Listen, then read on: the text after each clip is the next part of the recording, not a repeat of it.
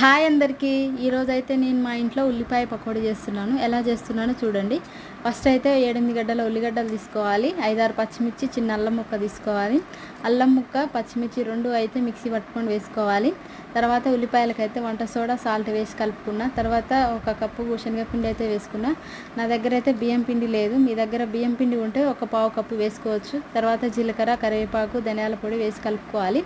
మనకు ఉల్లిపాయలో ఉన్న వాటరే సరిపోద్ది. ఒకవేళ సరిపోకుంటే కొన్ని వాటర్ వేసుకొని కలుపుకోవచ్చు. కలుపుకున్నాక ఒక హాఫ్ అన్ అవర్ అయితే పక్కన పెట్టుకోవాలి. పక్కన పెట్టుకున్న తర్వాత ఇలా కడాయి పెట్టుకొని ఆయిల్ పోసుకొని ఇలా డీప్ ఫ్రై చేసుకోవాలి. డీప్ ఫ్రై చేసుకున్నాక వేడిగా తింటే నిజంగా సూపర్ అంటే సూపర్ ఉంది.